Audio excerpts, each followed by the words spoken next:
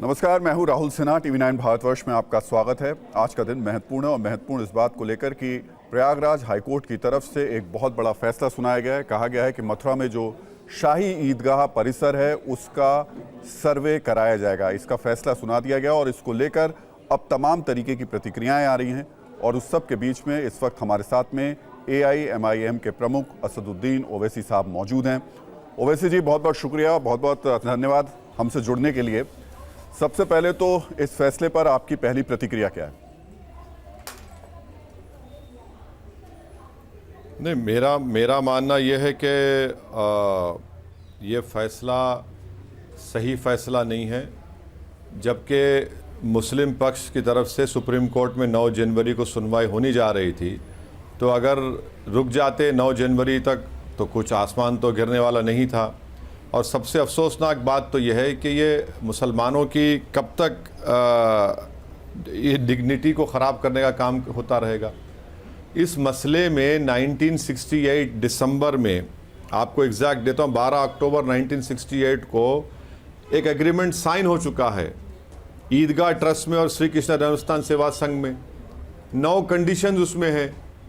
भाई, ज़मीनें एक्सचेंज हो गई हैं, परनाले को बदल दिया गया है और यूपी वक्फ बोर्ड के परमिशन से एग्रीमेंट होता है। 55 साल के बाद आप इशू को खोलते हैं। एक इशू सेटल्ड हो गया है, उसको खोल रहे हैं। तो फिर क्या प्लेसेस ऑफ वर्शिप एक्ट 1991 अभी उसको जला दिया गया है या उसको नहीं है कानून? अगर है कानून तो फिर कैसे हो रहा है?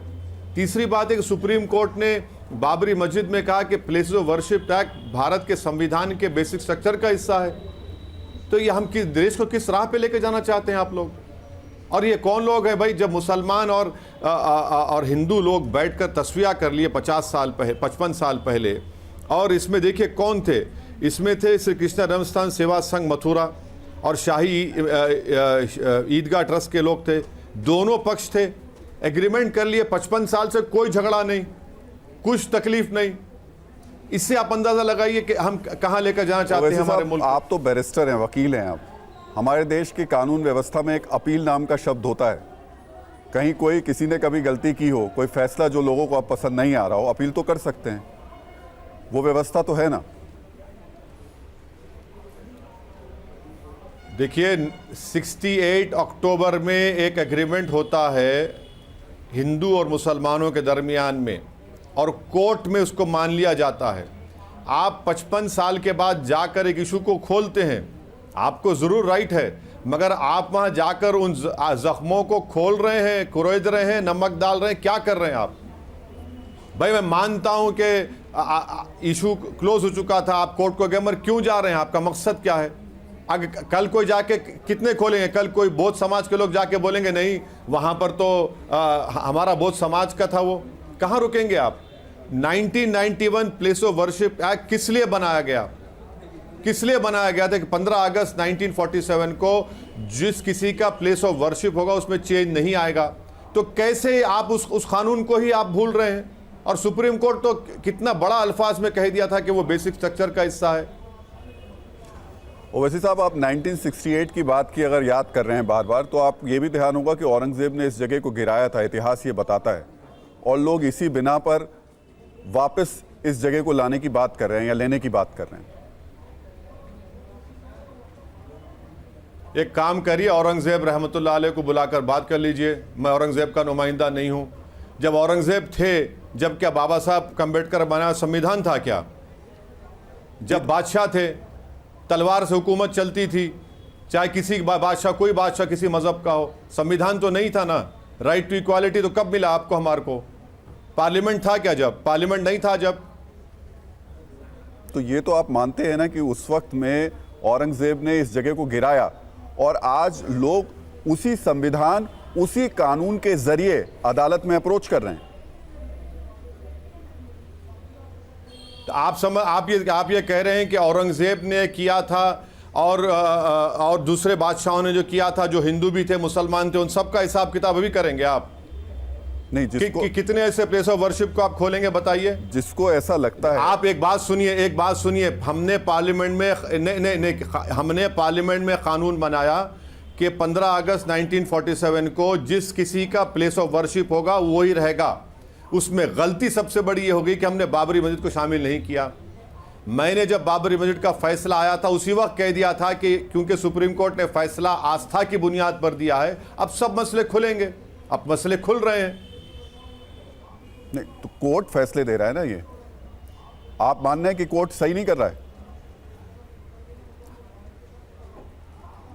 बिल्कुल, मैं तो कहा ना, बाबरी मस्जिद के जजमेंट को मैंने कहा था कि supreme court is supreme but not infallible. Court के फैसले से आप डिसएग्री कर सकते हैं, उसमें कोई गुनाह नहीं है। पर ऐसा क्यों होता है? आज भी इलाहाबाद हाई कोर्ट का जो फैसला है, देखिए, सुनिए, ट्रायल कोर्ट में मेरा आपका झगड़ा चल रहा है और आप अचानक चले आते हैं हाई कोर्ट को, कहते हैं कि नहीं आप इसको सुन लीजिए, ट्रायल कोर्ट से नहीं, यहीं सुन लीजिए। भाई मेरा तो मैं राइट ऑफ अपील को अपना खो चुका हूं ना। हाई कोर्ट अगर ट्रायल कोर्ट बनेगा तो मेरा राइट ऑफ अपील मैं खो रहा हूं। उसके खिलाफ सुप्रीम कोर्ट गया और सुप्रीम कोर्ट 9 जनवरी को सुनवाई करने वाला था। साहब, लेकिन ऐसा क्यों है कि जो फैसला आपके समर्थन में आएगा, आपके लिए सही होगा, उसको तो आप कह देंगे नहीं सही है। सेम सेक्स मैरिज में कोर्ट सही हो जाता है। जब जयपुर में 4 दोषियों को रिहा कर दिया जाता है, बरी कर दिया जाता है, तब कोर्ट सही हो जाता है। लेकिन ऐसे फैसलों में कोर्ट गलत हो जाता है। तो ऐसा कैसे होगा? एक जगह आप मानते हैं कि कोर्ट गलत है, एक जगह आप मानते हैं कोर्ट सही है, अपने अपने फैसलों के हिसाब से। देखिए, कोर्ट सुनिए, सुप्रीम कोर्ट हमारा आखिरी अपेक्स कोर्ट है, उसके फैसले को मानते हैं। फैसले से डिसएग्री करना वो भी मेरा राइट है। आपने राम मंदिर पे आप ऐसा राम मंदिर पे कहां माना? डिसएग्री कर रहे हैं, डिसएग्री कर। अरे भाई, अगर 6 दिसंबर को मस्जिद नहीं टूटी तो क्या कोर्ट फैसला देता?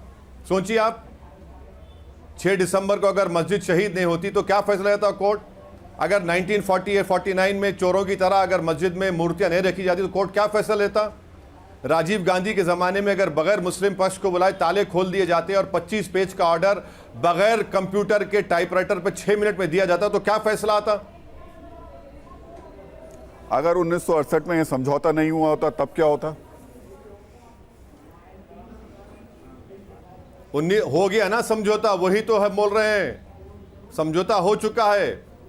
मुसलमानों में, हिंदुओं में कृष्ण जन्म स्थान के जिम्मेदारों से हुआ है। और आपकी इत्तला के लिए शायद आपको पता नहीं होगा, मैं आपको बता रहा हूं कि किसने साइन किया था। उसमें साइन करने वालों में दियोदर शास्त्री हैं, अब्दुल गफ्फार हैं, और 9 कंडीशंस पे ये साइन हुआ था। ये जब और 55 साल के बाद अचानक आप जाते हैं टीले वाली मस्जिद, ज्ञान वापी सब शुरू हो जाता है। मैं यही तो आपसे जानना चाह रहा हूं। 91 का एक्ट, हम तो बीजेपी से पूछना चाह रहे हैं कि 91 का एक्ट रहेगा नहीं रहेगा?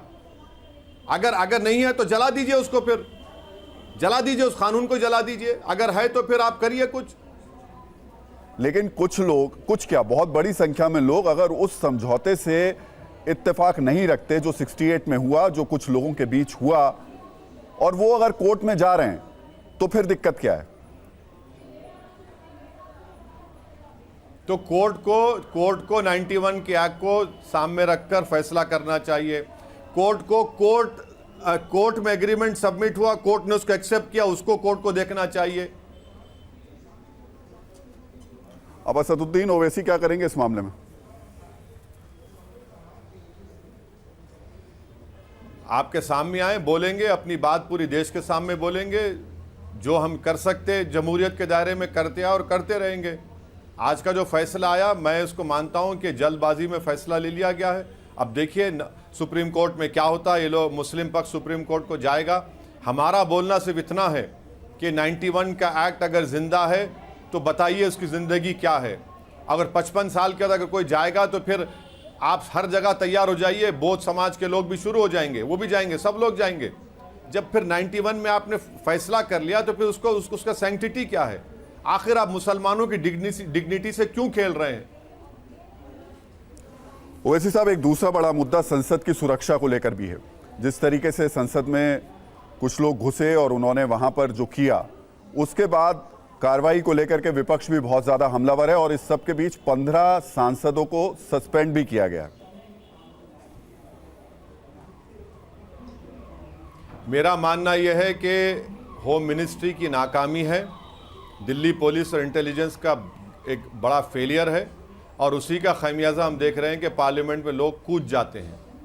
और और अब पुलिस के सोर्सेस मीडिया को बता देंगे नहीं ये तो 6-7 दिन से लोग साजिश कर रहे थे, रेकी कर रहे थे। अब भाई आपको इतना सब था तो रोके क्यों नहीं उन लोगों को? आपके पास क्या क्या नहीं है, आपके पास पेगासस है, आपके पास नए नए चीज़ें हैं, तो इनको क्यों नहीं रोकते आप? यकीनन ये बहुत बड़ा ग्लेयरिंग सिक्योरिटी फेलियर है और इसकी जिम्मेदारी मैं समझता हूँ बहुत ज़्यादा दिल्ली पुलिस के ऊपर और इंटेलिजेंस के ऊपर आयद होती है कि उन बिल्कुल नाकाम साबित हुए। ओवैसी साहब, लेकिन जिस जिम्मेदारी को इस वक्त विपक्ष के तौर पर देखा जाना चाहिए, यानी विपक्ष में वो जिम्मेदारी दिखाई देनी चाहिए, वो भी तो नहीं दिख रही है। अभी 24 घंटे पूरे हुए नहीं है, इन्वेस्टिगेशन चल रही है और कार्रवाई को लेकर जिम्मेदारियां भी तय करनी शुरू कर दी गई हैं। होम मिनिस्ट्री की जिम्मेदारी है या फिर संसद की सुरक्षा जिसके जिम्मे है उसकी जिम्मेदारी है, अभी ये भी नहीं तय हो पा रहा है। किस किस लेयर में कौन कौन चूक हुई ये भी तय नहीं हो पा रहा और ज़बरदस्त तरीके से हंगामा, एक दूसरे पर आरोप। आपको नहीं लग रहा कुछ ज़्यादा जल्दी है विपक्ष को?